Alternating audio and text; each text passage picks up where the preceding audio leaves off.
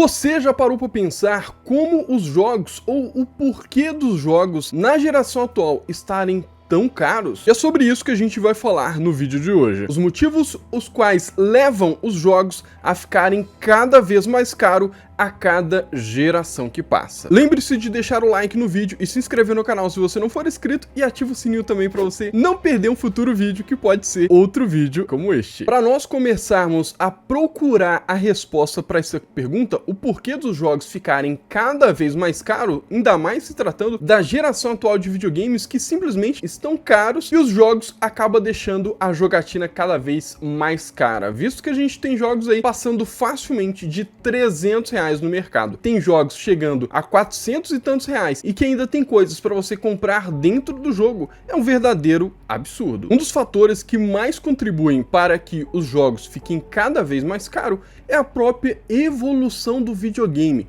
Se a gente parar para pensar, lá nos primórdios a gente tinha aí PCs simples capazes de fazer os jogos, capazes de ser uma máquina suficientemente boa para poder programar, desenvolver um jogo para o que era a geração atual da época. Cada vez que a gente evolui os videogames, as máquinas, os computadores, litografia, GPU, CPU, tudo isso precisa evoluir junto e as empresas que desenvolvem games também precisam evoluir as suas máquinas com isso. E aí eles vão adquirindo maquinários e isso vai deixando os jogos cada vez mais caros. Sem contar daquele outro recurso, isso mesmo, ainda tem um outro recurso chamado mão de obra, que é o ser humano. Um ser que vai precisar de certas capacidades profissionais. Isso a gente está falando só da parte do desenvolvimento até a produção do jogo, porque quando chega na parte da fabricação, por exemplo, de uma mídia física, o processo pode ser o mesmo, sim, porém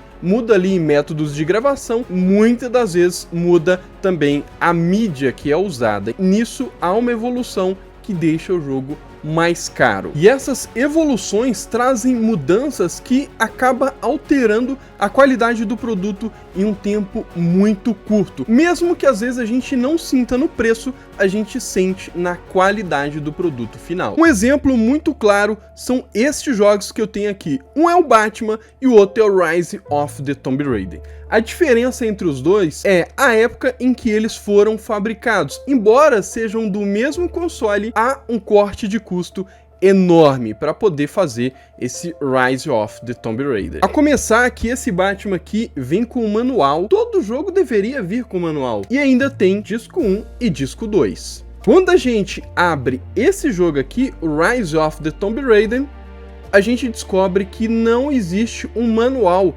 dentro da capa, apenas o disco e a case com o seu label aqui, digamos assim. Então, embora sejam para o mesmo console, eles foram feitos em épocas diferentes e com cortes de custos brutais. Quando a gente fala do preço dos jogos, nós falamos o quê? Ah, o jogo é caro, mas é caro para quem? É caro principalmente para nós que não temos a nossa moeda baseada no dólar. Isso porque a esmagadora maioria das produções de jogos são baseadas em dólar. Tanto as desenvolvedoras quanto as publicadoras, todas elas se baseiam sempre em dólar. E o preço final que chega pra gente em real, ele foi convertido, acrescido de impostos, mas a base dele lá atrás ainda é dólar. E esse é um dos motivos que os jogos pra gente aqui no Brasil chega a custar tão caro. Porque nos outros países, questões salariais, eles são mais evoluídos que a gente aqui, porém, a gente continua pagando o mesmo preço que eles. Na verdade,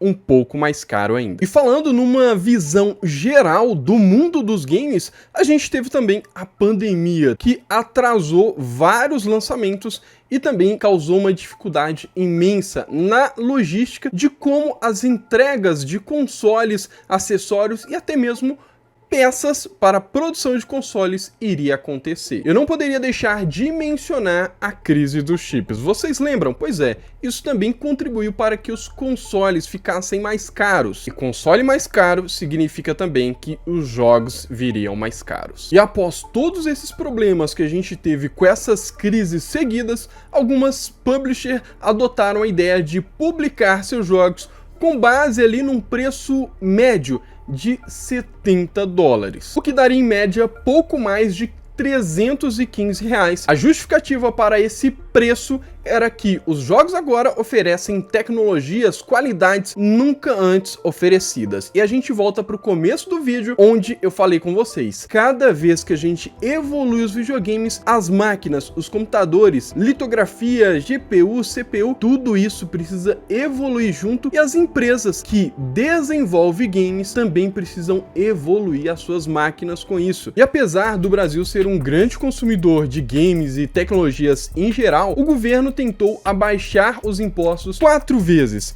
de 2019 até 2022.